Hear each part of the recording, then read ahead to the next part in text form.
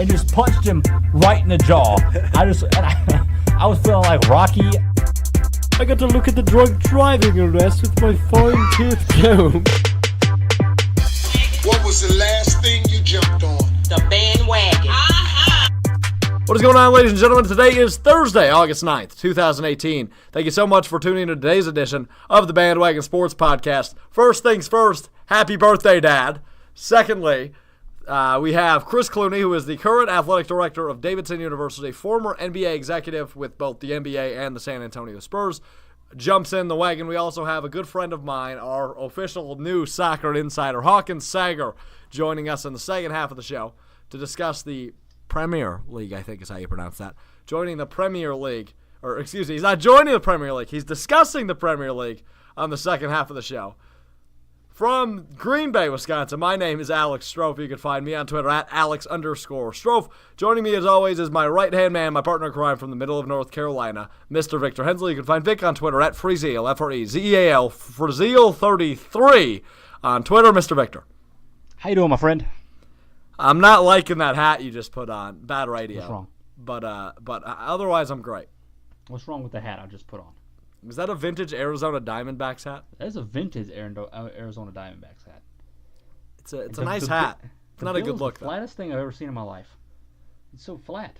Look at that. I could put. Watch. You ready? Bad radio. Wow. He has a glass of water on his hat right now. It's actually got a Lay's bag in the water. Wow. Anyway, how are you, my friend?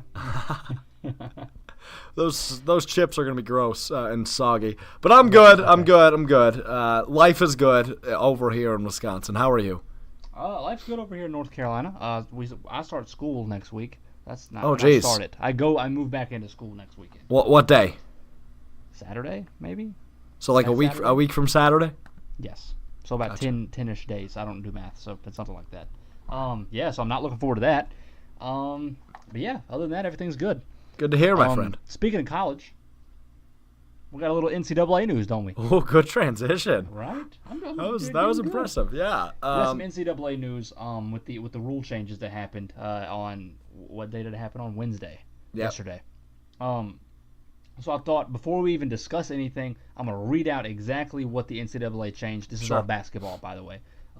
What the NCAA changed. So here we go. First off, the NCAA says now, high school seniors dubbed elite by USA Basketball are allowed representation of an agent before July 1st of their senior year, if and when the NBA and the NBAPA allow high school players to go pro. Therefore, if USA Basketball dubs a high school senior elite, or a high school player elite, then before their senior season they can get an agent. But this really only comes into effect and matters whenever you can go straight from high school to the NBA. So this doesn't really take effect yet. You don't need an agent if you're going to college. That doesn't make sense. Next, all college players are allowed representation of an agent, even if they choose to go back to school afterwards, which is a big deal because previously, if a college player hired an agent, if they wanted to test the draft waters or whatever, they hired an agent. They are officially considered professional players, and they were not allowed to go back to school. So that's the difference now. And along with that, college basketball players who entered the NBA draft but aren't selected may return to school as long as they 1. participated in the NBA draft combine, 2. requested an undergraduate advisory committee evaluation, and 3. notify their athletic director by 5 p.m. the Monday following the draft. So, which to me may seem like a silly thing. It may not seem like that big of a deal, but there's a lot of college players that we see that were good that don't get selected. Yeah. Right? And then they're SOL. Right. So, for example, Joel Berry and Theo Pinson of North Carolina, who helped win the national championship 2 years ago, they were seniors, so they couldn't return to school. But if they weren't seniors, they didn't get drafted, they could return to school. Yeah. So I mean, in my opinion, that's a big deal. I like it. Yeah, that's good. I mean, here's the thing, Alex. Is I always thought about this, and I was always just like, why in the world could you not go back to school? Just because you enter the NBA draft, you don't get selected. Technically, you're not in the NBA, right? So I think this is great for a lot of middle of the pack players who to say, you know what, I'm good enough to go to the draft. They leave early, they don't get selected. now they can return back to school. I think You're right. at the college level, this is going to be a major deal. The NBA, probably not so much because that's going to mean a lot less maybe undrafted free agents, essentially, that you can sign. But yeah, I think for at the college level, it's a big deal. Although, I will say this. I think it's going to cause some issues at the college level. And here's why. Because I think when you think a player is going to leave, right? If a college thinks a player is going to leave, they've already done a little bit of recruiting, right? So they've already got kind of like a class coming in, right? So if you're not sure whether they're going to return, if they declare for the draft, so you think they're going to leave, right? But then they don't get selected, and then they return, you might have already filled their spot on the team. Right? That's a good point. So it might cause some issues there because the draft is so far after the college season ends. So you're already recruiting, you're already getting players in there to fill those spots, those gaps that you think you're going to have. Yeah. So I think that's a big deal in my opinion. It probably won't. To be honest, Alex, this is not going to affect that many schools. It's not going to affect that many major players. But see, I have kind of a rebuttal to your point because my rebuttal to that is recruiting is usually done by the time somebody, announces they're going to declare, right? So in the case of, let's say, like a Sam Decker who left it early for Wisconsin. Obviously, he was a first-round pick. But let's say, that's just the first person that popped in my head. Sam Decker, a junior, declares to the draft, goes undrafted, and decides to come back, right? Mm-hmm. By the time you declare, it's April. Okay, right. And by the time you go undrafted, it's June. Mm-hmm. There's very, very, very few seniors in high school that are going to be freshmen in college that are declaring their commitment, that are committing to schools that late. Right, you're right. You already know what you're getting in that recruiting class, so your spot usually isn't replaced. I mean, you're 100% correct. But I just think it could cause some issues in the sense that, let's say a player you don't expect to leave leaves. Like maybe a player that wasn't ready and you didn't think he was going to leave, they leave, right? So then you've got a spot open. So you have from April to June to try and fill that with maybe like a mid-level guy, maybe like a walk-on type guy. Maybe not like a big recruiter or anything like that, but you end up committing to somebody or somebody commits to you there in that couple month span. Then you've got a situation where you're going to have to let somebody go, essentially, if that person has to come back. Once again, this is not really going to affect that many players. Yeah, I think this is going to be less prominent of an issue than you're making it seem like it would be. Oh, no. You know what I mean? I mean, it is. But, I mean, I was actually just reading an article, and they actually mentioned that whole scenario. That up. So, I mean, it's obviously being talked about by more people than just me. But another thing that I think is interesting about this whole thing is that with the agents and stuff, I believe agents can now buy meals and transportation for athletes and stuff like that, which previously would then deem them ineligible to play because you can't receive favors and all that stuff. So that's another thing to look out for. Which this whole thing's new because you couldn't have an agent in the first place. You previously couldn't have an agent in the first place. So at the end of the day, I like this whole thing. Once again, it won't affect that many people, but I like it because maybe like your random guy that leaves from Utah will get to come back to school and finish his degree if he doesn't. Right, won't be a big deal. Right. So I mean, for some players, for these players' lives, it's a big deal. In the grand scheme of things, the grand scheme of sports, college basketball, it doesn't change that much. Doesn't matter. Right. But it could change the future of no longer having one and dones. It would just be high school to NBA once again. Which that's what the first thing I read was about. And that seems like it could very well happen in the near future. And I'm a fan of that. I think, like in the case of Michael Porter Jr., a guy that probably would have been a top 15 pick out of high school, then goes to college, doesn't have the top medical training, doesn't have the top medical professionals, gets hurt, and his stock drops. Mm-hmm. Because now there's questions of injuries. Would the injury still occur if he would have went straight from high school to the NBA? Yeah, probably. Right. But we don't know that, number one. Number two, it's still, I think it's favorable for a lot of potential recruits going from high school to the NBA rather than wasting a year. And I know I shouldn't say wasting because you're developing against a really, really good talent in the NCAA. But if you're NBA ready when you come out of high school, an example is Jalen Horde. a guy that will probably tear up the court this year, a top 20 recruit in the nation, or top 25 recruit in the nation, whatever he was, who we had on Tuesday's show, a guy that probably could have gone high school to the NBA, right? Right. Maybe not as a draftee, but as a signee, he could have made an impact right from the get-go. So I think that's favorable for a top recruit and those dubbed elite by USA Basketball. I think that's a favorable route rather than going to college, going for a year, not really pursuing a degree because you know your future only has basketball in it, and you'll make enough money doing that you don't need a degree. Just going point A to point B rather than going point A, or point 1 to point 2 to 3, just going from point 1 to 3. So what I'm assuming you're saying is that you're in favor of one and done. Getting rid of that idea. And it'll still happen, obviously, right? It'll still happen. And here's my thought on it, because this has been a topic that's been talked about for years. Because obviously there's been a bunch of good players that have come straight from high school: Dwight Howard, LeBron James, Kobe Bryant, to name a few, and many more before that. So those are obviously the good stories, Alex. There are also bad ones. I remember reading a story in Sports Illustrated a few years ago, about a player who was very good, thought he was very good in high school, probably would have been a killer college player, and then could have had a nice career in the NBA. He went to the draft. He went straight from the high school to the draft, and he wasn't drafted. And at that point, he's already been declared a professional, and then he can't do anything. And now he just lives at home in Arkansas in a trailer somewhere because he couldn't do anything with it. He couldn't get a degree and play basketball. Like it was a sad story. I mean, he has a job or whatever, but it was a sad story.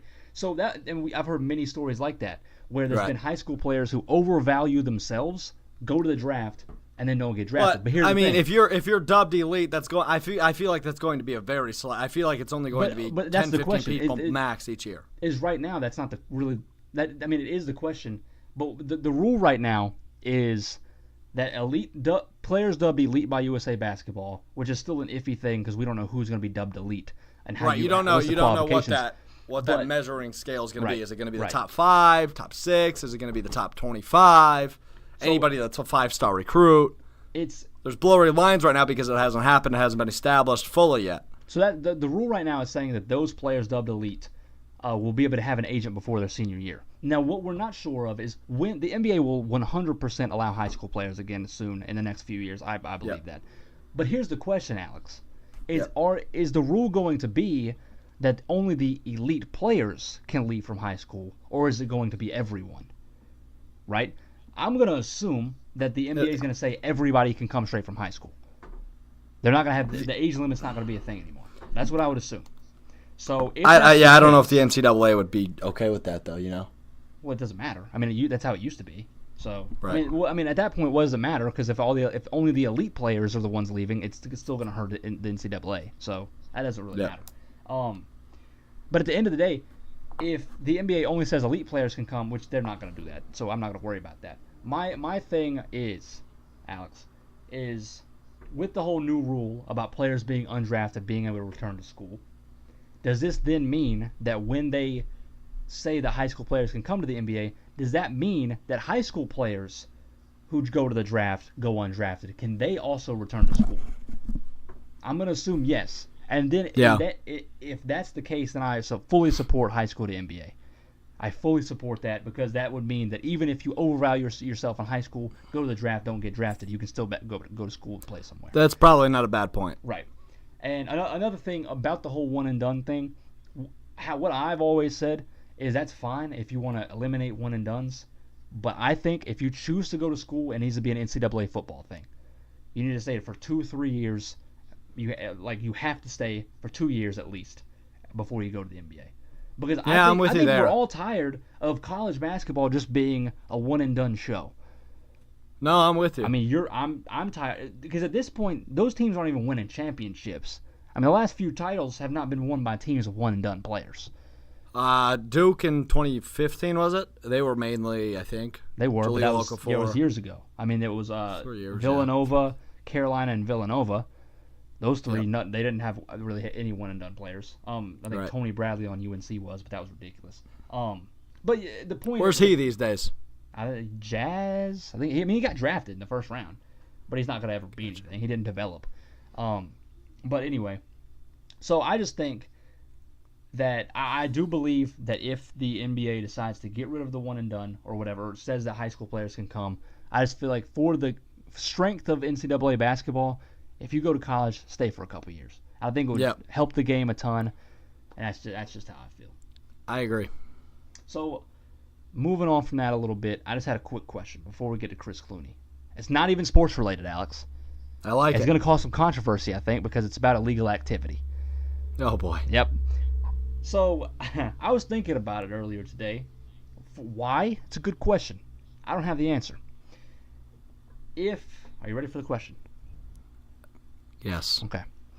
If you were dirt poor, if you couldn't find food to eat, if you were just struggling financially, if you had to kidnap a celebrity for ransom money, who would it be?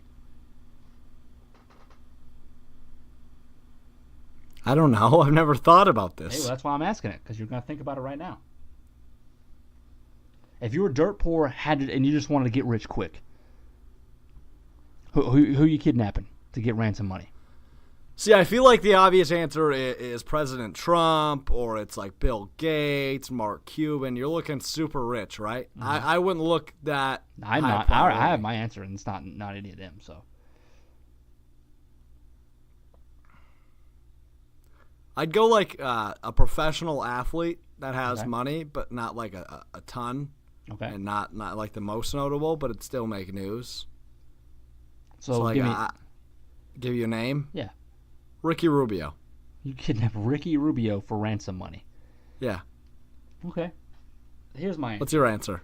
So, if we're thinking about it logically, right? Yep. The person, it doesn't really matter if the person you kidnap is rich. It somewhat does, but they're not really the ones giving you the money because they're the ones who were kidnapped. They're the ones being held hostage, right? So you kind of have to look to the people they know, the people they that are loved by them, the people that want them back.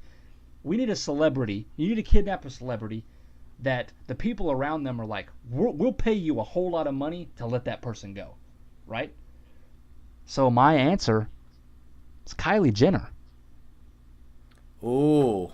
She has fans everywhere. There'd be a ransom GoFundMe going, right? So there's that. But then the fact that her whole family is filthy rich, and they would pay you on the spot. Kris Jenner would pay me on the spot to give Kylie back to her. I'm just saying. So I think if you were gonna kidnap somebody, it would be super easy to kidnap Kylie Jenner, in my opinion. Super easy. That's not even a task. So you do that, get the ransom money, you're good to go. You're eating like a king at that point. Yeah, so I'm with you. That's good analysis. Yeah, of course, man. I spent a lot of thought about how I can get rich quick, and there you go. I don't like that though. You're scaring me a little bit. Well, you got to do what you got to do, Alex. It's a dog-eat-dog world. It's a dog-eat-dog world indeed. On to the Davidson. What's their logo? I can't even think of it. Wildcats. Bulldogs? Shit. So close. You were there. I was trying to make a dog transition. You were there, and there was Wildcats everywhere. I was trying to make a dog transition, and Bulldogs popped in my head. I don't know why. Go Trinity. Trinity Bulldogs, baby. Trinity High School alum. All right, let's go to Davidson alum, former basketball player, former NBA executive, former Spurs executive, Chris Clunie, giving us all the insight in the world of Chris Clunie.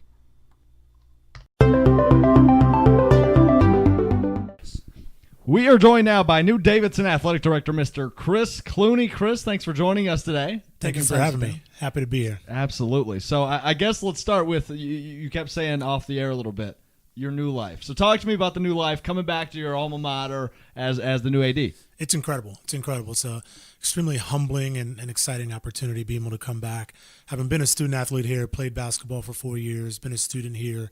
You know, this place has always had a special place in my heart. Right. And ever since I left, kind of tried to figure out how to stay engaged and how to be able to give back in some form or capacity. I didn't know what it'd be as the athletic director, but it's an incredible opportunity to come back and looking forward to great things with this athletic program. What is it about Davidson? Because we talked to Coach Abel, and he loves this place. Why do you love Davidson? Davidson is special, and it really starts with the people, starts with the community. But I think what we do here and the culture that we set and then the culture that we're going to continue to build upon is such that we don't sacrifice what we do from a student-athlete perspective in the classroom for anything that we do athletically. We compete at the highest level athletically, and we're still one of the best, if not the best, small liberal arts college in the nation, and providing unbelievable academic opportunities. And you don't have that. And what we do as student-athletes is second to none. It really is a unique place. Are you ready for your next 30 minutes of Steph Curry questions? Let's go. So I guess I will ask one. The impact, obviously, he left here is incredible. But I guess I got to ask, what's the relationship both from the school, like with a guy like Steph Curry who's taking the world by storm year after year? And I mean, I'm sure you get asked about it all the time, but I'm just curious what the relationship is like between Davidson and Steph. We talked to Rusty Regal, who's a men's basketball player, obviously, a couple months ago for the podcast, and he said he comes back every once in a while. Always a really, really nice guy. Always helps out whenever he can. So, can you touch on the relationship with a guy like Curry? Yeah, no, the relationship is great, and Steph is a big part of the Davidson athletic program in terms of what he's done and the doors that he's opened, right, and what he's been able to do. And I say this about a lot of people, Steph is a better person than he is a player. And that says a whole lot right there from the very beginning. The fact that he's able to do what he does with such humility and grace and still compete, again, at the highest level and be so successful. And we're extremely proud of him. And I think, again, we do have a great relationship. He still has a great relationship with Coach McKillop and loves this school. This school, he really feels like this school did a lot for him.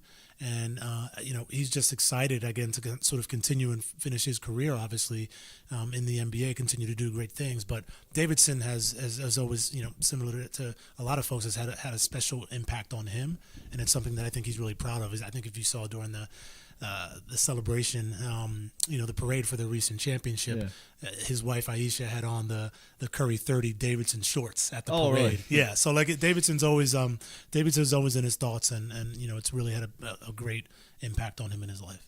And so I just got to ask, a little bit personally, you've had, only a few days on the job at this point. It's been a week or so? 4 weeks. 4 weeks. 4 Okay. weeks. Okay. So finishing up my fourth week. Got you. Okay. So what is it like starting at a new school as, an athletic director job? Like, what do you do?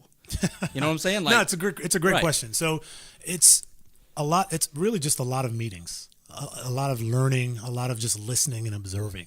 The past month really has just been meeting with all my coaches, meeting with all our administrators, our staff, and then a great cross-section of campus colleagues. So you're talking about admissions and college relations and the dean of students and trying to figure out what are the main touch points, what are the main interactions for athletics with those different departments across campus. Mm-hmm. And really just understanding procedure, process, how this place works. Again, I was a student athlete here, but I didn't give any thought into sort of this side of it. Right, And now sort of coming back and stepping into this role and really understanding the breadth and from a comprehensive perspective, everything that goes into the athletic programs. And again, how we support the institutional mission is really critical. So it's been a lot of great interactions, a lot of great meetings. Actually, yesterday I was able to meet with Commissioner Bernadette McGlade, the commissioner of the A10, along with a couple of her colleagues. So again, continuing sort of my own edification and understanding of how things work. But it's really just listening, learning, and it's helping me slowly craft, our vision for our athletic program. And finding a niche at the helm of an athletic program probably is not the easiest thing to do, but we talked about with Coach Abel about,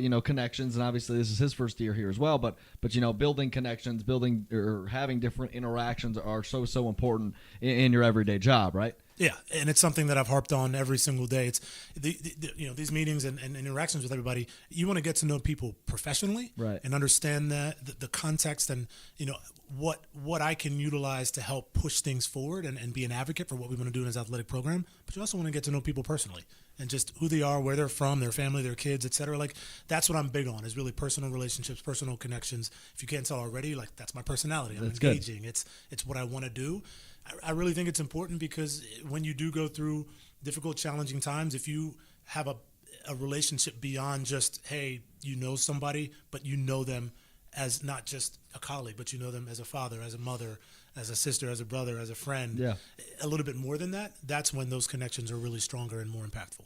Right. And I want to take it back a little bit. So you graduated in 2006. Yep. So, and then you all of a sudden started studying how basketball impacts culture. You went overseas to Japan, South Africa, I believe, and a couple other places. So how was that experience? First of all, how did that happen? Like, how did you get into this? And then second of all, how was it? Davidson. You talk about why Davidson is such a special place. So Davidson is part of the Watson Consortium. It's about 50 schools, I believe, small liberal arts schools. Thomas J. Watson, who's founded IBM, they started a fellowship, and they give, it was $25,000 when I got it. I'm not sure what it is now, but $25,000 to graduating seniors to go and do whatever you want overseas. You create a project, create a program, and go and execute it. You can't step foot back in the U.S. for a year. And it's just crazy off-the-wall topics and projects. Some people my year did boat building in Asia. Somebody looked at salsa dancing in Latin America. People looked at the history of bread. Somebody a few years back looked at Madonna's influence on pop culture in Europe. Just crazy topics. Sea turtles in the ecosystem. I was a poli-sci major, focused in international studies, played basketball, and I wanted to look at basketball and global culture. And that really, again, jump-started my career in a lot of ways. Lived in, as you said, Japan. I lived in Argentina, South Africa, Italy, and Spain. Had a brief professional basketball playing career in South Africa while I was over there unintentionally. But it really provided me with an incredible opportunity experience to travel the world, really challenging and exciting opportunities, and just seeing how sport can be used for change. And that was really a launching pad for my career at the NBA. Yeah, right. And you mentioned it. I mean, it evolved into I think a decade-long career with the NBA, and you worked your way up all the way to the top of the international operations, I think is the terminology, program with the NBA. So talk to me a little bit about what that job was like, because, I mean, as an NBA executive and looking elsewhere, because obviously the NBA only reaches mainly the USA and Canada, you have to look overseas. You mentioned Japan and other places. So talk to me about that job, what it kind of consisted of in a nutshell. The NBA is a global game. It is 100% a global game. And from a business and basketball perspective, that was our goal. We focus much more on the basketball sort of things than the basketball operations. But the NBA, and you look at kind of soccer as sort of being king, basketball right there is on its heels. And what it's able to do, because again, it's easy to play. You only need a basketball and a goal, and that can be a trash can. You know what I mean? And what Yao Ming did, coming in and being the first Chinese player, completely changed the game. The NBA was global, but when Yao came, it became global, and the NBA started to realize the entire world of opportunities from a business and basketball perspective, and it was really just fast tracked and taken off. So our goal really was to evaluate. We looked at countries as basketball ecosystems, pretty much looked at the basketball landscape and said, how developed is a specific country? What are they doing right now that works? What can we do? What value can we provide? So take Australia. Great basketball ecosystem, right? Or, Canada, great basketball ecosystem. They have a lot of players in the NBA. They don't necessarily need much. One thing they were lacking was a youth program for 6 and 7-year-olds. So we created a junior NBA program for 6 and 7-year-olds to tie into the Steve Nash program so that we continue to fill the development pathway. That's incredible. Flip side, India, not a very good basketball ecosystem. Their high school league is not that good. They don't even have a college league. It's the semi-pro league is, barely off the ground. So our programming was much more robust, and we had a junior NBA program and grassroots program and train-the-trainer programs and coach-the-coaches programs, working with their high school program, working with their national team and their professional team. So our approach there was totally different, and obviously we couldn't do that, didn't need to do it in Australia or Canada or Spain, some of the better basketball ecosystems, but you sort of evaluate those specific countries and figure out what can we do, how can we provide value, because again, the better countries are in basketball, the better then that opportunities for business and media distribution, et cetera. So it all flowed together. That is incredible. And we hear a lot about Europe and Australia and Canada in terms of basketball. We hear about China even, with like Dwayne Wade and Kobe Bryant and people like that going over there a lot. What is it that we're missing at in some of these other smaller countries or Asian countries, African countries? What is it that they can bring to the game that maybe we're missing?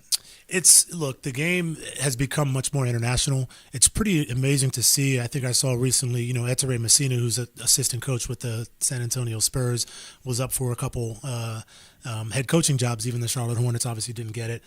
I think I saw the other day Sergio Scariolo, a longtime coach, Spanish national team head coach. just took a job as an assistant with the Toronto Raptors. Like our game is becoming much more international. Which is good. And again, the Dream Team in '92 was huge because the international game realized they needed to catch up, and they are catching up. And it's just the way that they play the game, the way that they're taught the game. The club system, differs a lot of ways from what we have here, and our systems here based in U.S. and in Canada is very similar to an extent. But just the fundamental understanding of the game, how to play the game the right way, and it's really great to see. Actually, you can kind of flip it back to Davidson basketball here, and Coach has recruited a lot of international players, and you can see that influence. And Davidson actually plays like a very international team. And I know also Coach Gail Folks, who coaches the women's program. She kind of has an international background and has started to do a little bit more international recruiting. So the value is there in understanding the international game and how positive of an impact it can have in what you're doing. So I need to sidetrack before we get back to the international background you have, because it is so fascinating, so interesting to hear. But I heard you bring up the Spurs. I have to bring it up. You worked, what was it, about 7-8 months with the Spurs? Yes, 6 months. And I will caution and say it was on the business side. Okay. I wanted to work on the basketball side. I hounded R.C. Buford to help me get in on the basketball side, and he helped me get in on the business side because essentially I had to pay my dues. Okay, fair enough. But I mean, I'm sure you still had a little insight on the basketball side, because we see Tony Parker come to Charlotte. We see Kawhi Leonard one out. I want to know what, kind of the feel was there. It seems like now, 10 years later, it's so dysfunctional, but then it seemed like there was no stopping the Spurs. So I don't know how much insight you have on that, because you were on the business side, but I am curious to what you saw. Well, I do know RC very well, and he's been a great mentor for me these past 10 years. They'll be fine. Yeah. They'll be fine because of the culture that they have. And that's one thing that I've tried to and will continue to try to bring here to this opportunity at Davidson. Culture and having that foundation and what they have from the top down, they're going to be fine. They do things the right way. They approach things the right way. They have a level of accountability that's second to none. And when you have that accountability, and you're holding your players accountable and you're holding yourselves accountable for what you're trying to do as a team, as a program, you'll be fine. So the Spurs, it seems like they're dysfunctional. I have a feeling they'll be just fine. Yeah, I bet they will be. Yeah, and I agree with that. And one thing that I think we've seen a lot with the Spurs is we've seen the consistency with the coach. Popovich has been there for years and years and years. And we've seen the same thing here at Davidson with Coach McKillop. So how, in terms of your job, how does it make you feel that you've got a coach in place that's, he's consistent, he's great for the university, he's great for the program? How does it feel to have a guy like Coach McKillop here? It's incredible. Again, the opportunity to have played for him 4 years while I was here as a student athlete, and now to come back and kind of be his boss, it's an incredible opportunity. Having Coach here is fantastic. He's, I keep saying this, but he's another person that you can chalk up being a better person than he is a coach. And the fact what he's been able to do over the almost 30 years here at Davidson has been incredible. And the impact that he's had on so many different lives, and impact that he's had on this athletic program. And I will say, Coach is not the only one. He's had a great impact on the athletic program as a whole, on all of the coaches here. And he's kind of set the gold standard in a lot of different ways. And that's what you want. You can't ask for anything better. And, Coach, he demands excellence. He sets standards that are extremely high, and he holds you to it. And I mentioned accountability. He makes sure that he holds his players accountable. And it's incredible to see how successful he's been. I look forward to him continuing to be successful, and I look forward to continue to have success across all 21 of our sports, not just basketball.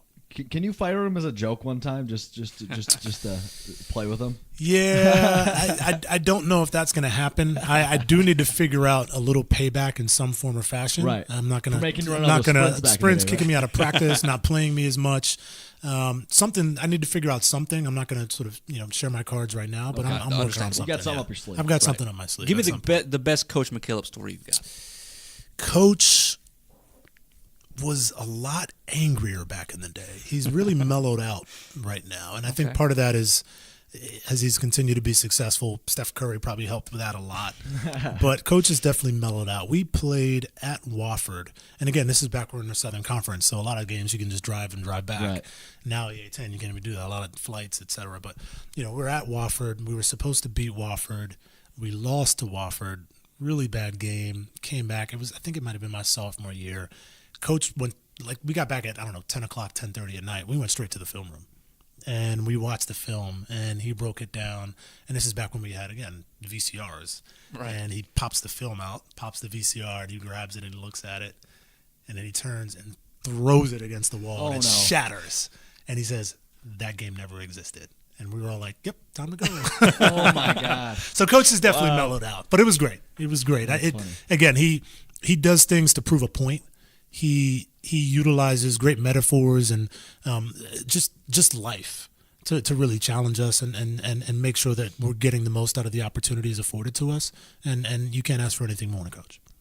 So we like two things on the show. It's confident answers, starting rivalries. We asked Coach Abel the same question. You guys will be featured on the same episode this upcoming week. So we want to hear your case. Why should you lead off? Why should your interview be played first? You know what?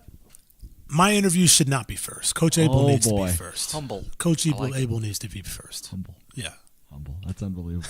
I like it. We'll let him lead off. I wanted more of a rivalry to be started. Yeah. I wanted to get you like in the building. No. But it's okay. Coach should We're be trying first. to break He's, up this wonderful culture you're evolving into. No, it's too perfect. It's here. not gonna Something's happen. gotta be It's wrong. It's not gonna Yeah, I don't like it. Well, Chris, we really do appreciate you taking the time to sit down with us. Obviously, a lot of wisdom. We'll need to pick your brain again sometime because For sure. you've got a lot in there that we weren't able to get into. But thank you for taking the time. No, I really appreciate you having me. We are back. Thanks again to Davidson Athletic Director Chris Clunie for joining us on the bandwagon. Chris is tall, and I think he almost neglected our Steph Curry questions. He did, and I just want to point out, this is not something I would usually talk about, but when we went in to the studio with him or whatever, we went into the Davidson Athletic office. I walked up to him. You gave him a nice firm handshake, but then I think me and him got the timing wrong on the handshake, so I kind of held his index finger a little bit on the handshake. Did you feel like a child? I felt like, yeah, I did, and I felt like he didn't respect me after that. Just so you know. Yeah, he liked me better than he liked you. That's just for the record. I was very insecure about the entire time we were talking to him. I was like, oh my god, he noticed the handshake. It was terrible. You felt like a baby holding on to its father's finger. Yeah, I felt like I'm like a normal human holding on to the Hulk's fingers or King Kong. Ooh, King Kong or the Hulk? Which one's better? King Kong, 100%. Who would win in a fight? King Kong, he's bigger. I'm pretty sure he's much bigger. Okay, I like it. Well, we are joined now by a good friend of mine, a soccer aficionado as well as a bandwagon aficionado. He has a hoodie, for the record. Yes, sir. He is going to try to teach us Premier League, I think is what it's called. No, I already know about the Premier League. Premier League starts on Friday, which is tomorrow. And I'm nervous for this because I'm going to sound stupid. Let's welcome in my friend Hawkin Sager. Hi, how are we doing, guys? Sager? Sager, like Craig Sager. That is my last name. Seager, like Corey Seager. I said he was related to Bob Seger. I was going to call him Seger, and you just did it for me. It's definitely Seager. It's Hawkin Seager. Just want you to know. That's not how it's pronounced. The A comes first. When you spell it, that's how it comes first? Yes. Spell it for me. Saeger. For real? Hold on, let me look at your Twitter real quick. Okay. You just like something of mine, so hold on real quick, because I want to fact check that, because I don't believe that. It's Brief information for real facts only. It's Brought to you by Victor Hensley. Here we go. Nah, I lost it. I'll take your word for it. All right. Well, Hawkin in studio in the Bandwagon HQ, one of two headquarters, to discuss the Premier League with us. He has notebooks filled with statistics. I'm so nervous. Okay. Dude, so do I. So, I'm ready. Me and Hawkin got this thing, but you don't, Dude, obviously. You guys just want to take it because I don't even know what to start with, Hawkin. The say. Premier League starts on Friday. I think Man City won the title last year. Am I right? Chelsea Yes, Chelsea correct. did. Oh, my fault. No, Man City won the title last year. We are already on a good start. Thought you knew everything. So is Man City, I'll start with this, is Man City unbeatable? They were last year. We will see this year. I disagree. They will be beatable. I think they're going to focus a lot of their attention in the European League, the Champions League. So Okay. I do not think they're unbeatable. No. Hold on. What's the difference between the Champions League and the Premier League? The Champions League's like the best league of clubs around Europe. You have so to qualify confused. by doing well in your normal league. So, therefore, Man City's normal league is the Premier League. Yes, correct. Okay, now let me ask you this. Is it the Premier League, if I'm not mistaken, is the league where the last two teams, do they go to the bottom? They do Last three. The three bottom That's teams. called excommunication, Victor. No, it is not. It's called exile. That's what it is. Relegation. There you go. I hate this. You're really bad. So really, Hawkins, I think the biggest question is, we're talking about Man City, right? But there's also another man, and that man's name is United. Yes. Is Man United better than Man City? Definitely not. They have had a rough preseason, to say the least. Their manager's been complaining. There's been a falling out with Paul Pogba. Stop! Not good. Who's Paul Pogba? I'm serious. French midfielder. French midfielder. Is he good? Is he good? Yes, he's good. Is he allowed in the English Premier League because he's French? Yes, he is allowed. So, okay. We're American. Me and Victor are athletically. You're American. Mentally. What are you? I'm English for tonight. I'm an expert. Can you throw in an accent while I continue my question? So I'm American. Hello. He's English. He likes fish and chips and whatnot. So we are athletically, we're mentally, as we talk about in our next segment, which you're going to join. We are everything superior to everyone else, right? So we're able to play in this league. When we get signed, where are you going with this?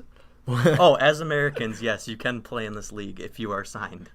So Major. How do I try out? So if I want to play for the Wolverhampton Wanderers, which by the way, mark it now, I'm not a bandwagoner when they win the title this year. That is my team. They're not Again, gonna win. Wolverhampton Wanderers. No, the Wanderers. When they sign really me, when they sign me, I'm able to play. Yeah. Usually All that's right, how awesome. sports work, Alex. All right, that's all for my stupid questions. Now educate me a little bit. What do I need to look for in the say it for me. Premier League. Okay, can I just Premier ask a League. quick question? Yeah, go ahead. Yes. What team has Ronaldo on it? Juventus. Are they in this league? No, they're in the Italian league. Okay, This what is about too much Messi? to- Where's he at? Barcelona still. Which is so which are they league? going to win the title? Which Are league they, are they in? better, Are are they they in better this than league? Manchester City? They're not in England. They're not in the English league. Barcelona's not in England. This is already ridiculous. Are there any good players in this league? Where's Tim Hardaway? Where's that? What's that guy's name? What's that guy's name? Tim that goalie. Hardaway. Isn't that a basketball player? That's a basketball player. No, that goalie. That was good. Superman. Tim Howard used to play for Everton in the Premier League. Now he plays in the MLS right here in the United States. Nobody plays for the MLS. We should just talk about Alex that. Morgan plays in the MLS. I mean, the women's MLS. Is there a women's MLS? Yeah, there is. Oh my God, I'm Plays for learning. Orlando. Go Heels. Okay, hold on. Educate me. What do I need to know for this upcoming season as I try to begin my knowledge in soccer? Watch this. This is going to be amazing. Okay. I'm ready. So first of all, there is 20 teams in the Premier League. Each play can you 38 name all? games. I have them written down here. Rapid fire. Go. Kind of cheating. Don't look at it. Don't look at it. I'm look at looking. me. Don't right, look at it. me Don't right look now. at it. Look at me right Okay, now. Go. so- Name them rapid Well, I fire. got to look at it, though. I don't know where I wrote them down. Don't Right write them here. down. What are I you see it. doing? No, that's not it. That's not it. I'm showing him. I've already got Here. the teams in my head. Okay, I got it. Go. Actually, All right, don't. Man City, Yep. Man United, Yep. Chelsea, Tottenham, Liverpool, Arsenal, Everton, West Ham, Crystal Palace. Crystal Palace? Yes, Sounds like a Crystal fast food Palace. restaurant. Continue. Southampton, the Wolverhampton Wanderers. Yeah! Your new team. Brighton Hove Albion, Cardiff City, Fulham. Oh, you're struggling. Who's the other promoted team? Oh no. Oh no, I already called it. It was Wolves. Who did I miss? You're missing my team, so Newcastle? no, I'm not a Newcastle fan. What kind of That isn't one of the teams, janky but person do you think Yes, I am? that's on there. It's on this list. who am I missing? Burnley? Did you say Watford. Burnley? Did you say Watford Burnley? and Burnley. You're missing one. Hawkin, you're missing one. Oh no. I think that's all I I got. think you're missing two, aren't you? He missed Liverpool, I think. No, I said What Liverpool. about Chelsea? Aren't they in there? I said Chelsea. Yeah, he said that. Oh, I'm sorry. You didn't. You still didn't say my team though. Let I me don't see. think. Oh, I missed Bournemouth. Who's your team? Oh, and Leicester City There or you go. Leicester. Yeah. That's I'm your a big. team? I'm a big Leicester guy. Name two players. No, name one player. Frank Hampton. No idea. It does not sound like a player. to Okay. me. Do you know the roster though, Hawkin? No, There I you know go. some of their good players. He's an underdog, dark horse. Look out, Frank Hampton. I think All you right. just called him Fred, and that's how I know he's made up. Look him up. Okay, educate me. I want to be educated, and you Jimmy keep Kickham's. interrupting. Jimmy Kickham's. Jimmy Kickham's. Does he play foot? I give up. They're both football. Hawkin, take the mic. Educate Hold me. on, Hawkin. I have a question. Yes. Is it football or soccer? Depends where you are. U.S. It's soccer. Hawkin, when you're talking to someone, do you refer to it as football or soccer? Well, when I go to England, I will call it football. Hawkin, do you call it football or soccer? Normally soccer. Thank you. Continue. What do you call it, Victor? Soccer. Okay. 'Cause I'm normal. Continue. All right, so like I was saying, there's 20 teams in the Premier League. They Thanks. play 38 games throughout the season. It runs from August until May, So they don't play very often. Once a every week. weekend with the exception of international breaks, like where they go and play with their country for like qualifying for certain things like Olympics and World Cup. And yeah, the bottom 3 teams get relegated, so there's a huge battle down there. Excommunicated. Exiled. And at the end of the season, and then the 3 top teams from the below league come up into the Premier League. So that's just a quick overview for you. I like it. What else? What should I look for this year? You want to look for the 2 of the newly promoted teams to make a big splash. Your team that you picked, I'm going to be excited to watch. Wolves. It's the short name for them. Yeah! And I already forgot their city, but yeah! Where are they from Wolverhampton. again? Wolverhampton Wanderers. Yeah, Wolverhampton! Woo! And Fulham is also going to make a splash, I think. Victor, who's your team again? Leicester. Where's that? In Leicester.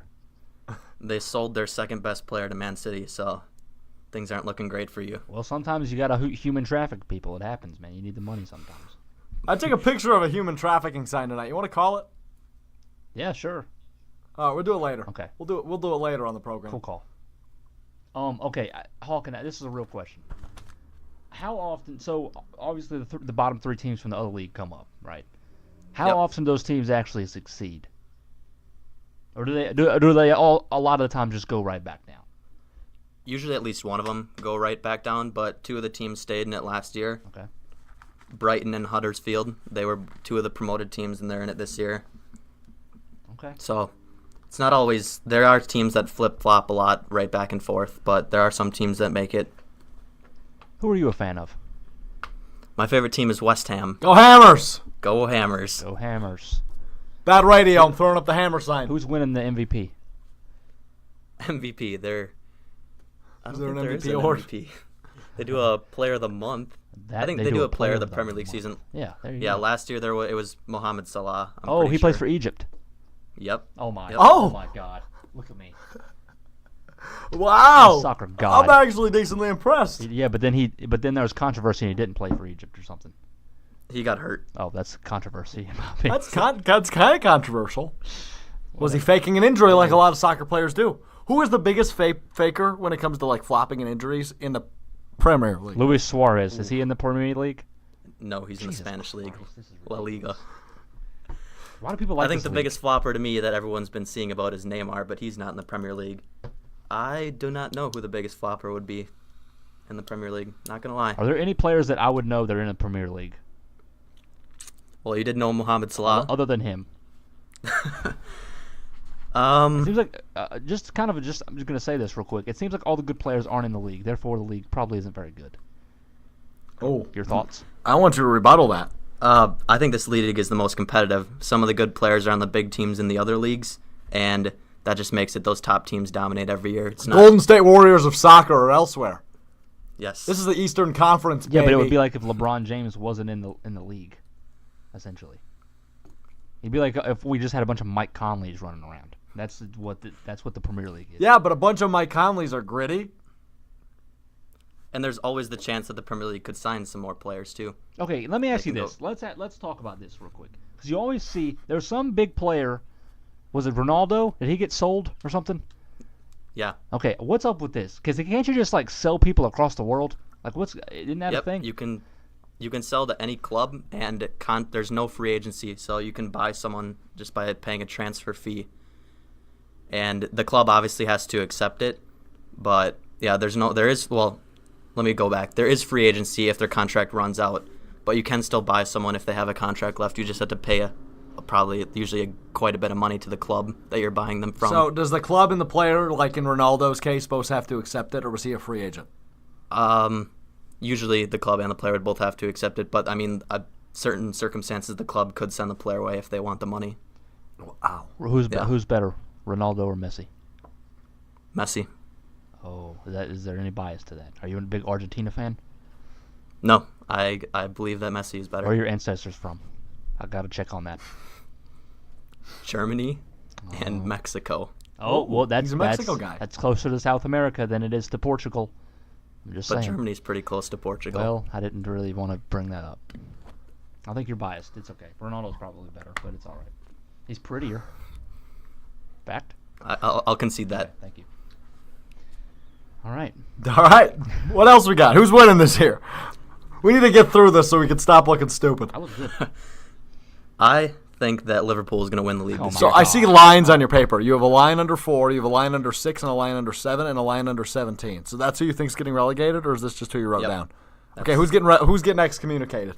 Excellent. I think Brighton's going to go down. Sounds like- Huddersfield and Cardiff City, the one promoted team that came up, is going to go back down. Okay, so what's with the lines under 4, 6, and 7? Are those your tiers, or talk to me?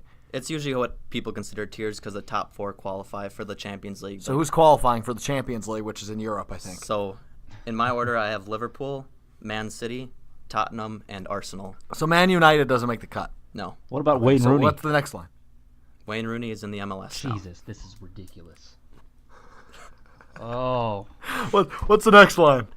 That's 5 and 6. Another European league, the Europa League. Okay, so Europa? who's going to make that? Yep. Okay. Man United and Chelsea.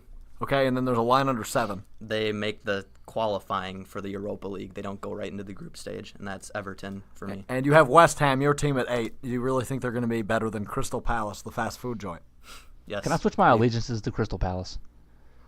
Yeah, go for That it. is allowed. You are, I'm a big I Crystal believe, a new Palace soccer fan. fan, from my knowledge. It either sounds like a really sketchy meth joint or a fast food restaurant. I don't know which. Ooh, Crystal Palace. All right. I like the meth. I like the meth joint. Okay. Cool. Victor, do you have any more questions? How's Crystal Palace really going to do this year? Is there any chance they're a dark horse?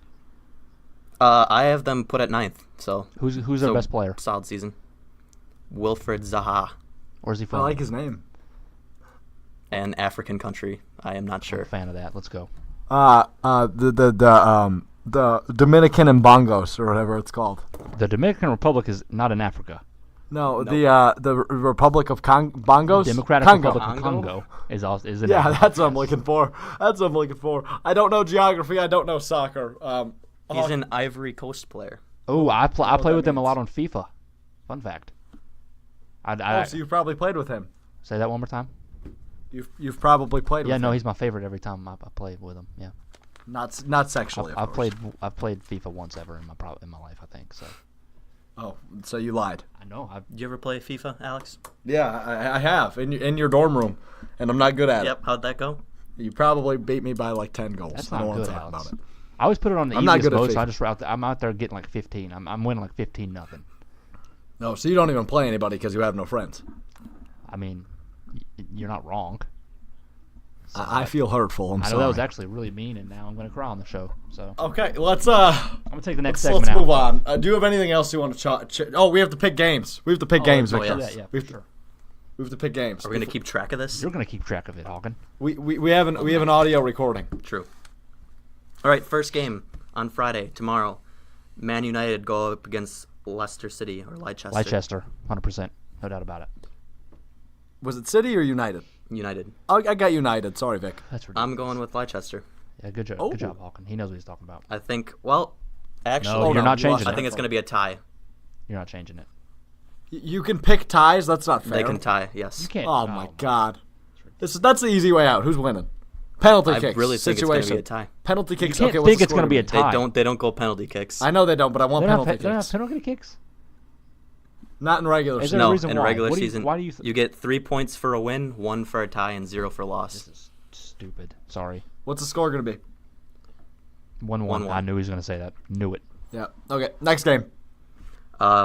Now on to Saturday, Newcastle United versus the Tottenham Hotspurs. Tottenham. Oh, the Hotspurs. Yeah. 100% got to go. I'm with you. I'm with you. Tottenham Hotspurs. I agree. That's my pick for that sir. game. Ooh. I'm 2 for 2 with Hawkin. Then on Oh, no, I'm not. then 'cause he's on tied. Never mind. Watford and Brighton Hove Albion. What was the first one? Watford. Watford, yep. And what was the second one? Brighton and Hove Brighton Albion. sucks. I'm going to go Watford. What's the first? Watford? Watford. One Watford. It's like at a college. Watford. Just think they're- Watford. I'm with Victor here. I'm agreeing with that. Watford gonna win. Good. We're good at this. Yeah. Then we have AFC Bournemouth versus Cardiff City. Cardiff. I want the home team in this one. I'm with Cardiff. Cardiff Jones. I am gonna go for another tie here. Oh, Jesus Christ. Hawkin. This is ridiculous. This is why I don't watch soccer. Oh, They can what's the tie. score going to be? That one probably 0-0. Oh, my God. Soccer's terrible. Okay, continue. 90 minutes of nothing. Maybe even 94 if they had some time. You got to give it a try. No, It's exciting. A lot of shots, good saves by the keeper. Considering the even if fact it that they're is 0-0. professionals and they're just run down at the very end and like kick it way over the goal, I don't think it's very exciting. You know what I'm saying, though? Victor, you gotta like what's your team now? Crystal I Palace. can't keep track. Yeah, you gotta back up Crystal Palace here, buddy. Oh, you know I will. You gotta act a little bit excited. Yes, Crystal Palace. Woo, meth. All right, on to the next game. Huddersfield Town versus Chelsea. Yep. Chelsea. Nah, I'm going to upset Chelsea, here. 100%. Huntersville Town. All right. Then we have Fulham versus your team, Crystal Palace all the way. What's the score gonna be? 3-1. Okay. I'm going Fulham. Oh, God, of course you are. I'm also going Fulham. If I want to score, 2-1. I'm not picking scores. Alex, Wolverhampton Wanderers versus Everton. You don't even need to ask. Everton. Everton. All right. I don't want to talk about it, but it's gonna happen. So I'll prove you guys wrong. And then we have, on to Sunday, Liverpool versus West Ham United, my team. Well, Liverpool's winning the league, so I got Liverpool. I also have I'm Liverpool. going West Ham. Wow, no bias from this guy. No bias. Away game for West Ham against very good They're in Liverpool the team. same. It's gonna be They're tough. like probably like two provinces over. Oh, drop my mic. Hello. Yeah, I'm going West Ham. Ooh, all right. I like that. Then we have Southampton versus Burnley. I think you said Southampton. Yep. Yep, that's my pick. I'm going to go with Burnley. Yes, sir. And then we have Arsenal versus Manchester City. Arsenal. Last year's title winners. Arsenal. Ooh. They have a nice name. They do. Their nickname is the Gunners. They have a little cannon as their logo. They're gonna Shout out to be Connor gunning down. They're gonna be gunning down a 3-0 shutout victory. Arsenal. Oh, wow, that was really clever of you to say that. I'm going Man City. course you And that wraps up the first week. All right. Wolverhampton undefeated. That hadn't happened yet, Alex. Yeah. Calm down. I'll be talking about it on Tuesday. All right, let's move on. We're keeping Hawkin around for the rest of the second half, so hopefully none of you hate him too much. Hawkin, thanks for your knowledge on the Premier League. Premier. We'll have you back in the near future to discuss what the hell's going on because neither of us know. That's false. So it's time for actually, Victor. You always introduce the segment, so I'm not going to take that away. Thank you, I appreciate it. So everybody knows our favorite segment is You Ask, We Answer, right? But that's where we go to where, Alex? The epitome of Thank you. knowledge. AKA Yahoo Answers. And since me and him are, and now Hawkin as well, since he's feeding off our brain power, we are all mentally superior to everybody else. So we answer you guys' questions. Hawkin was a salutatorian in high school. That means he got fourth place. Second place. Second place. That's not first. So I'm not going to count that. All right. He's got you there. Did you have to give a speech at graduation in high school? No, I did not. Are you too scared? No. It's probably because they just don't. Other people were picked. They don't want the loser. That's probably why. Anyway, that was really mean. I love you, Hawkin. I'm so sorry. Thank you. Where was I? Oh, you just got thanked. We answer questions. something we about answer how we're questions getting because a you need US us. answer. There you go. Who's asking the questions this time? Is Hawkin asking the questions? Hawkin's going to ask the Okay. questions. He might chime in every once in a while, too. All right, 1st You're question. welcome to, of course. Okay. Do you think the human race is doomed?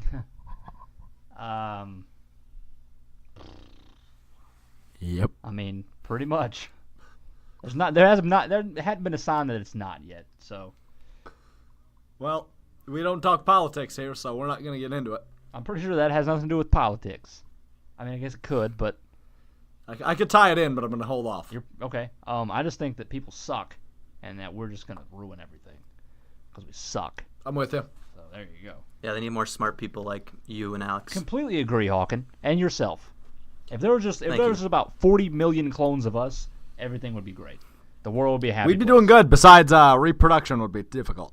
Not necessarily. There's a whole lot of testosterone. Whole That's lot the of word I was looking testicles. for. I'm here for it. Whole I am here whole for lot it. of testicles, all 5 of them. Oh, wait, what? Who's got one? I'll leave that to the Uh-oh. viewers / listeners. I keep pulling out his headphone. That's not nice. All right, next question. What to cook beef stew meat besides beef stew? What do you cook beef stew meat besides? What do you cook Besides with beef stew? beef stew meat besides beef stew? No. And Reread it. no, I got. Well, I'm reading exactly how they worded it. Read it again. What to cook beef stew meat besides beef stew? Right. So what you cook with beef stew meat that's not beef stew? No, there was no Yes. with. I know, There was no with. but I'm trying to translate it to actual English. So should are they asking should you marinate the meat or like No, they're asking. should there be vegetables involved? We're First, basically asking what else can you use beef for? yeah, I do nothing, so I can't answer the question. I don't know. Hamburgers. Oh. Also cheeseburgers. What else? Steak. Just cook up some veggies with them and just eat the beef. Steak beef? Yeah, steak's beef, right? Yes. All right. I'm educated. Not in the slightest. I'm getting learned tonight, Learn baby. turn. Turn is actually a word. According to Alex, I learned that. Let's go. All right. Is the moon landing fake? Ooh, this is gonna get controversial. Hot take. Okay, well we haven't had a hot take yet because neither one of us said yes. I just figured there was one incoming because you're gonna say yes. I'm gonna say no. I think it was real. I'm also gonna say no. I think it happened. Me as well. I think so too. Also, as a child, a little weird fact for you here. As a child, I always thought the moon was like magnified, so you could see more of the moon, or like you could see some of the moon really close. I don't know why, but I always told my parents I could see the flag and a footstep. Just one footstep? Just one, yeah, just one footprint and a It was Tigger and floating around, and the or flag. hopping around. I can tell my dad. I always told my dad I can see the flag going I just back tell you and forth something in the else? wind, and there's no I'm wind gonna in go ahead space. and say there's not a footprint on the moon. Probably not anymore. You're Probably right. not ever. It's not cement, right? They walked on it though. Hey, you can't see a footprint on the cement either. No, I know. I'm talking about wet cement, Alex. You can't if you just a good walk point. on the road real quick, you're not gonna have a footprint. I know that's the case I was trying to make. You said there was a footprint on the moon. How are we more knowledgeable than people when we're arguing about footprints on I cement? think it's because one of us is actually more knowledgeable than other people. Oh, We'll leave that. I'm not We'll gonna leave say that to who the it is because viewers it's to me. figure out which one. Has one testicle. Okay. All right, next question. I've never eaten a stalk of celery in my life. Will that disqualify me from joining the army? I think so, right? You're a vegan What does that have to do with the darn thing? because you're not very strong and you don't eat celery. First of all, I don't really eat celery. I don't know how much I guess it has a little bit of nutritional value. Second of all, I'm stronger than you. Could I be in the army? Yeah. So yeah, the answer is no. Well, the answer is no. You The answer is burn no more because if you calories don't eating eat celery. plants, you're not going to be powerful True. enough. You Then you gain. Breaking news. Say that again. You burn more calories eating celery than you gain. I've heard that. I don't think that's accurate, but I've heard it. I like it. I want in. I mean, I feel like that's inaccurate unless you only gain like a calorie. Right? I don't know. It must be right. Heard it from the internet. Oh, you're right. Okay, I can't argue there. All right. Next one. Under what circumstances would you punch a baby? There's many of them. Would you punch a baby? Is this a baby human? I got a story. I would not punch anything other than a baby human, probably. I got a story. What's up? All right. So last week I was out to breakfast. Actually, it was a week ago yesterday. So last Wednesday, I believe. I was out to a late breakfast, early lunch at the local family restaurant, and I was in a booth with an elder man that I was eating with. Did you know him? And yes. He writes me checks occasionally. I work for him, is my point. That's correct. So we were eating, and two booths behind us. It's the corner booth, so it makes that weird circular vibe. You've seen booths like that in the corner. Booths in the corner. Yeah. Yes, and there was a family, and this is what I drew from the family. There was a baby, probably 2 years old. Okay. A woman, probably no older than 25. Okay. And then two people, probably about 50 years old, which I assume were her parents. That was the four of them. Okay. Now this baby type toddler walked into the restaurant, started crying. About 10 minutes later, was crawling halfway across the restaurant, crying, like in between tables of people crying, or not crying, sorry, eating. So this baby was crawling around everywhere, crying while this restaurant was packed too. It was very full that day for some reason.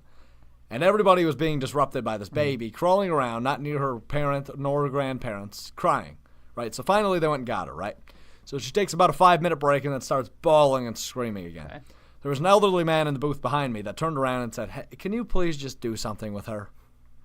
And who I presume is the grandmother got up, walked over to this man, and said, "I will not take child abuse!" And she just starts screaming, "You need to go home if you can't take society." What? And then the grandpa gets up behind her, and this guy's just eating. I turn around to listen to what's going on behind me. And this man just keeps eating his food. He's eating his breakfast, right? Late breakfast, early lunch. He was eating an omelet, I believe. Takes a bite of his, American fries, which are chopped up and grilled potatoes. Takes a bite of his potatoes. Did you just define what fries were? American fries, which are potatoes.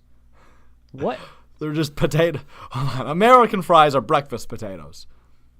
They're not hash browns, but they're not French fries. They're like you take a baby red and you cut it in fourths, and then you fry them. That's American fries. In the restaurant industry, anyway. I don't think that's accurate. I've never. It is accurate. But anyway. You don't know. So, I worked in a restaurant. No, you thank didn't. you. Yes, I did. You did. Okay, continue. My first job. That was my first job. Anyway. Completely. Why are you doubting completely this? made up, but all right.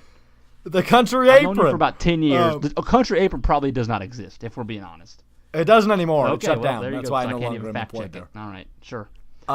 So anyway, this woman is yelling at this man, and this grandpa's standing behind him, hands on the hips, defending his wife. And the dude, after he swallows his American fries and is still being screamed at, he looks at the lady with this dead stare face and goes, "You are a fucking bitch." and then the grandpa goes, "No, you're the bitch. You're the bitch, buddy." And I was like, "Oh my God, this is gonna get physical. I'm scared." And like his wife, who's directly behind me, just keeps eating. She's not even a part of this, right? And then anyway, all of them leave. The grandpa, the mother, and the granddaughter all leave. But the grandma, who started the yelling, walks to a waitress at the front to pay the bill and just is yelling and pointing in our direction. And for everybody in the restaurant to hear. And she's trying to involve other civilians coming in to get pickup orders or stuff like that. So one lady who I know for my newspaper job, walked in, and this lady was trying to get her to agree with her. She walks from there all the way to the other side of the counter, which is probably 15 yards, and then leaves. And it just gave me that look what the hell? So there's my story. I imagine the man behind me wanted to punch that baby is the moral of this story. That was a lot of words to come to that conclusion. It was a journey. My answer is yes. I would just punch a baby if it needed punching. I'm not talking about spanking you're it. Gonna be I would a terrible punch it father. in the nose. You're right going in to the be a face. terrible father. I don't care. I probably wouldn't do it to my child, but right. another person's child, I would do it all day. Wasn't there a movie where somebody punched a baby? I think somebody booted a baby. The campaign, he punched a baby, right? I support that. I would vote for him after that. Continue. All right. My landlord lied to us about what neighborhood we live in. Is this illegal? How do you get lied to about what I don't understand. Neighborhood you live in? There's a sign out front, I would assume. Didn't you tour the house? Does the name really matter? Well, my question is, did confused. they just go up to some person and say, "Hey, I'm gonna buy a house from you," and then they're like, "Okay, cool," and then they do the transaction, and they're like, "Wait a minute, we're in this neighborhood?" Is that right? That's the only way they got lied to about it. But that's just Okay, he is broken. struggling Hawkin, can you reset him, please? What was the question? Is it illegal? Yeah, is it illegal? I mean, probably not. I don't know. Short answer, no. Irresponsible. That's the word I was looking for. Irresponsible home ownership. Pressing the button. Hawkin. Home purchasing. Okay. Irresponsible. All right, Alex. Continue. All right. How to increase tired. psychic power? Celery. You need to eat carrots. You need better eyesight. How does You need to be able to see through the minds. Carrots. through the mines? Because you want to read minds and stuff when you're psychic. Eat more carrots. See into that person's mind. Did you say carrots? I think you might said have. carrots. I think I'm broken again. Okay. Need some more oil or something. I don't know. Yeah, I mean, I don't know what I would do to increase my psych. I mean, I'm already as psychic as they come, so I don't. Here's a good one. If you go to a nuclear power plant and you just jump in one of the big vats with a little yellow sticker on it, it says warning. Ooh, you know how like Homer Simpson in the intro of The Simpsons, he stole that stick of whatever it was? Well, he didn't steal it. They didn't just it flew into his pocket, didn't it? Oh, that's right. The that's uranium or something. And then what happened to it? Where does it go from there? It was at the grocery store, and it got and then the baby got and then what's the name of the baby? Maggie, like your dog. Maggie, yep. Got scanned, and I think that's all I remember. What happened to the stick? Wasn't there a reason? Doesn't it turn something into something? Yeah, I don't remember though. Okay, well this is pointless. Yeah, so jump into nuclear waste is what I'm suggesting. Yep. I like it. You're going with carrots? I'm going with carrots. Yeah, Okay. carrots is my answer. I like it. All right. How high is up? It seems subjective to the question. It does depend, doesn't it? If I just said go up, then what does that mean? If I said go up, go up there, then there would be where high is, where up is high, the height. Yeah. That right? Right. I think just above where you are. Oh, that a good is up. one. That's a good thought. What about the movie Up? So you think if people say like what's up, you can just say what's above me? Don't do that ever. I'm gonna do that. Or now. would you say what's above you? What's above us? That's what you would say. What's above us? Oh, okay. What's above y'all? There you go. I like the southernness. Y'all. Continue. Let's move on. Do you want to take this one? Yeah, I'll take it. Last one, grand finale. I'm eager to hear this. This is interesting. Here we go. This is long, Victor. I'm gonna preface that for everybody. This is strange. We're about to go on a journey, everyone. So I want you to strap in. This is like the Lord of the Rings, Alex. There's too many journeys. I can't. It's getting me anxious. Just everybody strap in, and here we go. The title of this question is, does my aunt owe me anything? Okay. I gave a surprise visit to my aunt. Before I left her place, she told me she will ship to me all my clothes in a box because it wouldn't fit in my luggage. We had a fallout before I left. Here we go. Her husband cheated on her with me, so everything dragged from that point. So let's recap real quick. She fucked her uncle. Okay. We weren't in contact for some time. So there was a surprise visit to her aunt's house, and she had intercourse with her step-uncle. No, That would not be her uncle. That's her step-uncle, essentially. No, that would be her uncle would be your aunt's husband. Your aunt's husband is your uncle. Your step-uncle, essentially. Because your uncle would be your mom or dad's brother. So you have to. It wouldn't be your actual uncle, technically. So you're defending incest. No, I'm just trying to do the details of it, Alex. I'm just saying. She had intercourse with her step-uncle. So does your mother have any siblings? Yes. Do they have significant others that have rings on their fingers? Okay. I mean, if it's your grandmother, and they marry a man while you're alive, and they marry a man, that's your grandpa. Technically, it's your step-grandpa. You're right. They should be treated as if they're your grandfather, but technically, they're not. No, because this is different because it's your mother's stepdad, so it'd be your step-grandpa. Right. But your aunt's husband is still your uncle. That's just law. Now I'm confused. What's the question? Let's keep going. She had intercourse with her there's a lot more. Okay. So her uncle. I paid a surprise visit to my aunt. Her husband cheated on her with me. So everything dragged from that point. We were in contact for some time. Then we got in contact again after I told a relative that I sent her money. It was $200. I told the relative to tell her because I couldn't contact her because she blocked me on Facebook and changed her number. We got in contact a year later. She told me she couldn't send the package of clothes because she had already spent the money I had sent her a year before that. I sent her money a second time for her to send the package of my clothing. It was $150. She finally did send the package, and I saw the postmark that it cost $75 for her to ship it. She did buy me a few stuff, which didn't cost more than $20. She kept the remaining change. She told me that one day she will give me back all the money that I had sent her. We had another fallout again, in which she suspected me of still communicating with her husband, and I told her I didn't, which was true. Now it's been 2 years, and I don't hear from her anymore. Does she owe me anything, or is it equal since I messed up her marriage and her family? I feel like she used me in sending her more money, and she led me on thinking she will return the money that I sent her, which she never did and probably never will. I wish she wouldn't have said that. What? So much just happened. So let's go from the beginning. She went to recap. surprise her aunt. So this was an unexpected visit.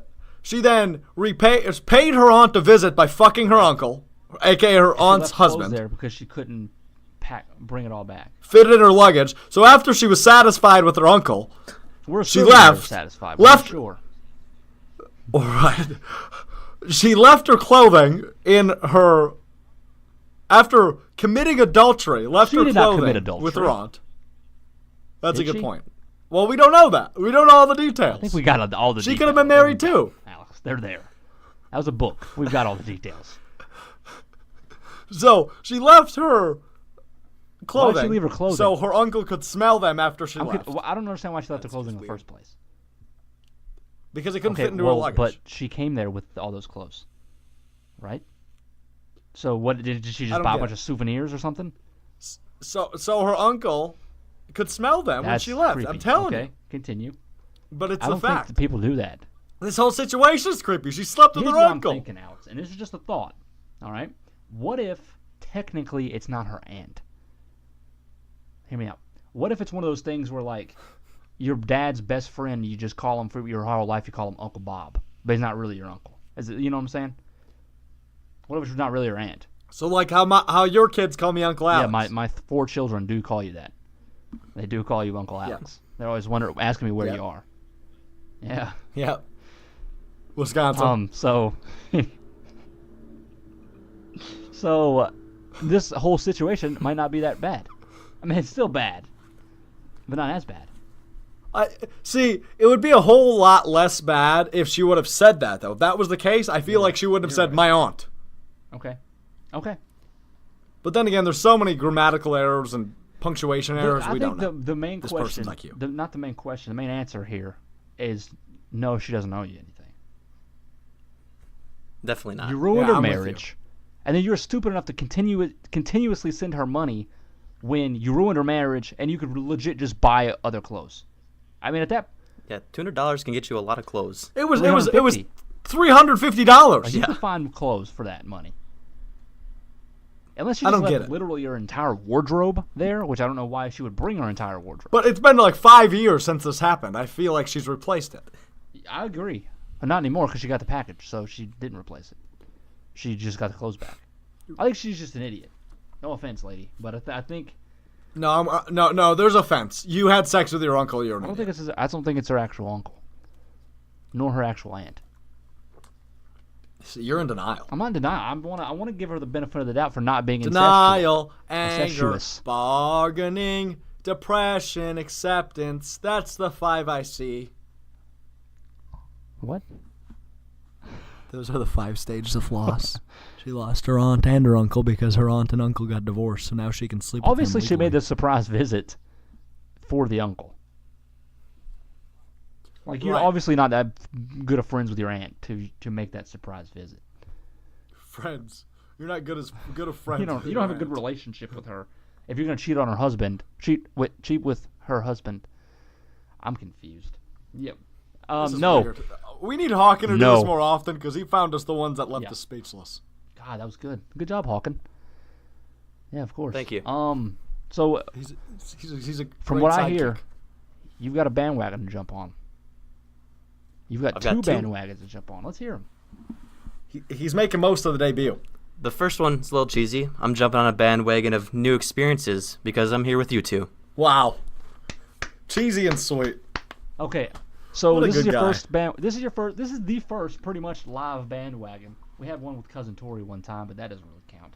So Yeah. Ha, Shout out to cousin Tori. rate us 1 to 10. What's going? What about our setup? Like how do you like it? Everything. The experience. What Talk to rate us it about 1 the 1 through experience. 10? Well, I've enjoyed it. This feels authentic to me. That. You guys are working hard Whoa, here, Hard workers. producing I'm stuff. sweating. You're sweating. It is warm. I'm not. It's sweating. warm. Okay. Good job, Hawkin. Okay. What's next? And my second bandwagon I'm jumping on is retired porn stars, because No more PG Hawkin, Okay, it's folks. coming out. I found out today that Mia Khalifa is a fan of my favorite team, West Ham United. Tie it back into the little soccer I talk like there it. for you. Okay. Are you a fan that she is a fan, or do you not want her to be a fan? Are you a fan of hers? If she's a true fan of West Ham, I will support her being There's a a fan of West Ham. 97% chance she's not a real fan of West Ham, because I'm pretty would sure agree she with is that also statement. a Duke fan, and I just want to know if he's a fan of her work. That's all I want to know. You're making me I also uncomfortable. feel uncomfortable. Did you see that she went off on an Orioles writer? She did. No, I didn't. There's this Talk to there's me. this Orioles writer Talk to named- me. I'm not even gonna name his name because he's not worth it. He's verified for some reason, and he's like everybody hates him. And he like randomly said something really rude to her on he like quote tweeted one of her tweets and said something rude to her, and then she quote tweeted his tweet and like went off on him and called his work like fake or something. Was it It was well deserved? It was, Did she come out on top? I did appreciate it. I also appreciated it. That was a good pun. Yeah. So there you go. All right. Do you want to go first or next? I should say. You know what? Yeah, sure. Why not? So this is like a bandwagon and a soapbox at the same time. Okay. Can I ask you a Oh question? boy. Do you? And I don't know if Yeah, you know the answer. I'm always open to Do you know questions. when Madden 19 comes out? I'm gonna say August 19th. I'm genuinely curious. Oh, Can you I can please look do it that up. for me real quick? I'm on it. Jim Nance is going to look on that or look that up for us real quick. August 10th. That is Tomorrow. tomorrow. Okay. All right. So I'm jumping on the bandwagon of August 10th because Premier League starting. you're right, West Ham. I'm jumping on the bandwagon of August 10th because I don't know if this is how you feel, Alex. I don't know if you've seen this on your Twitter, on your timeline. I've been on Twitter like a total of 5 minutes the last 24 hours, and all I've seen are these people retweeting Madden 19 codes to try and get free games, like giveaways and Yes, stuff. I've seen And a lot of My this. entire timeline is that. There's just one dude who literally has retweeted every single one ever. And it's just like, please stop. Call I'm him not gonna out. do that Name 'cause drop he's actually now. a nice guy. He's a Magic fan, fellow Magic fan. But it's ridiculous. So I'm jumping on the bandwagon of August 10th because hopefully when August 10th rolls around, I don't have to see that anymore. Because Madden 19, as you know, is the worst sports game, or not Madden 19 specifically, but Madden is the worst sports game out there. Who cares? I don't believe. I Give don't me one. agree What's with what's the worst? We've Ooh. talked about it before, and you said it was the worst. So, as did I. that. The worst of the given ones. WWE's terrible. I disagree with it. It's better than Madden. I've No, played it's not. WWE before. It's not. You play Yes, it all the but time. listen you to me here. literally play it 24/7. Well, I played the franchise mode, and there's only like I think there's only like 6 real steps, and then it's just the same thing over and over again. Madden is the most boring thing on the planet. You play it for 5 seconds, you enjoy it kind of, and then you're like, okay, this is long and drawn out. I like that there's play calling. I like that. You like that announcers exist like in every other sports game. Plus, WWE's not a sport. No, I'm saying you get to Oh. call the plays. WWE is also not a sport, so I'm not going to count that. So, Well, it counts as a sport game because it's the same as all the other sports games. You get to choose what you do. what? You get to choose what you do? It's real in the video game. It's a real I sport. think you choose what you do in a lot That's of games. I mean, that's a good point. that's the point of playing the game. Wouldn't Fortnite be considered a sports game because isn't what's it called? Esports? No, the chopping. Lumberjack? Chopping. There's like a competitive Okay, chopping. That's not a sport. What's that? Just that would be like saying any game with a bow and arrow is a sport game because archery is a thing. That's exactly what you just said. Madden 19 You're right. sucks, and I'm ready for the giveaways to be over. That's the point. Okay, I like it. I'm gonna jump on less of a soapbox bandwagon, and I'm gonna jump on the bandwagon of helping the blind see. So at Carolina Panthers training camp on Tuesday, Mick Mixon, who was the play-by-play guy for the Carolina Panthers, caught wind of a man that's been blind since 1991, a diehard Panthers fan, goes to a lot of the games. And at the games that he goes to, he has Mick Mixon in his ears. Literally? So he said in the video, Literally what's in that? his ears? Like, not literally, but has the radio in his ears, plugged into his ears. And, you know, he goes to a lot of games, like I said, and he said in the video, the people he's with always ask him what's going on because, you know, if something happens, like what he wants to know, like he's able to know what just happened because he has the play-by-play in his ears. So his friends ask him, even though he's blind, what happened. So kind of a cool little note. But anyway, so he was at training camp in South Carolina the other day. And Mick Mixon walked up to him, introduced himself, and said, "Hey, why don't we take a walk? I'll tell you what's going on, so you know what's going on here at training camp." So Mick Mixon walked with this blind man during the 11-on-11 scrimmage, and did the play calling for him, which was I thought it was very cool, emotional. I think it was like a 3-minute video, very emotional video, and very cool. So shout out to Mick Mixon of the Carolina Panthers for helping the blind see. That's the bandwagon I'm jumping on tonight. Awesome, Alex. I really appreciate it. Thank you. I do have a heart. That surprises me. Genuinely surprises me.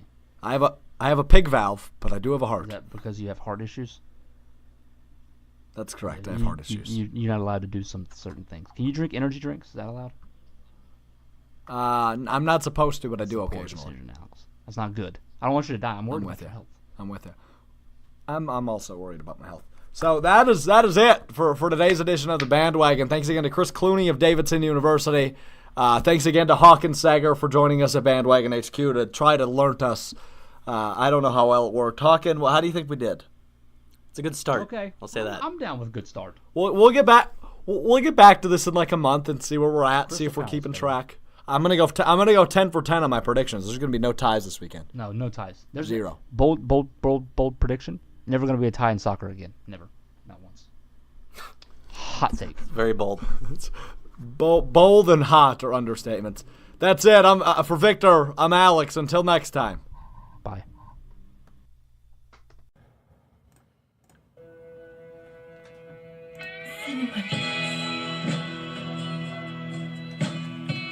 What up, Miss C?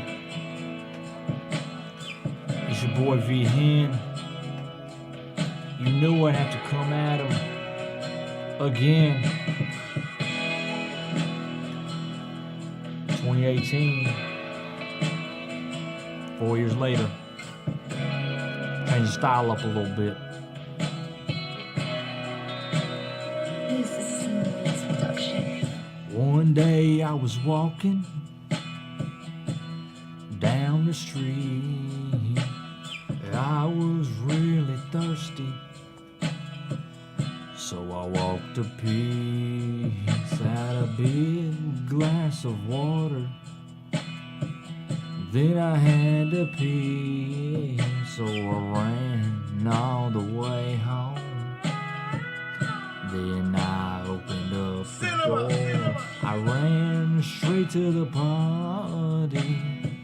My bladder couldn't hold it anymore. I lifted up the seat, and then I began to pee.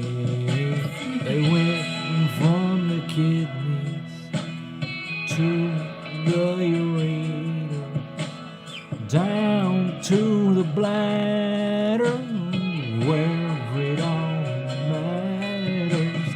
Then through the urethra, where I'll have to release you out the urinary meters.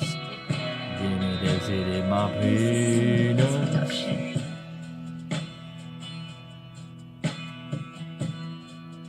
Then it exited my penis.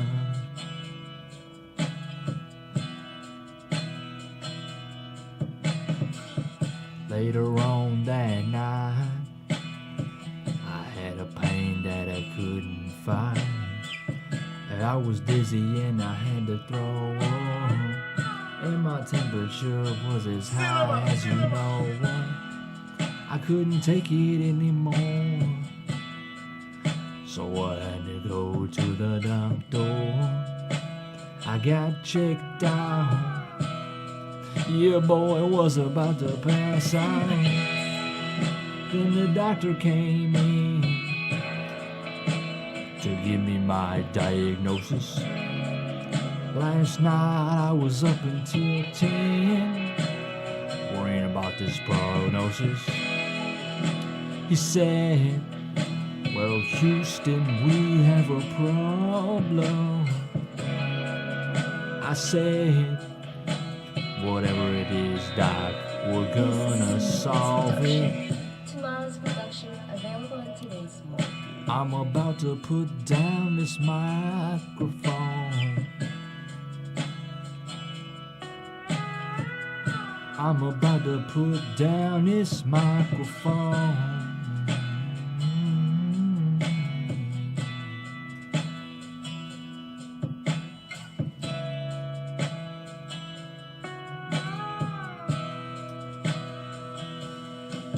It was a kidney stone.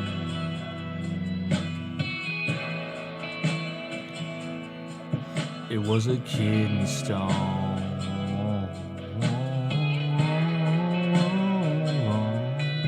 It was a kidney stone.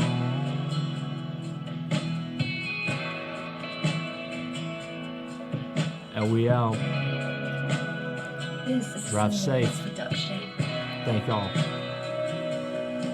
It was a kidney.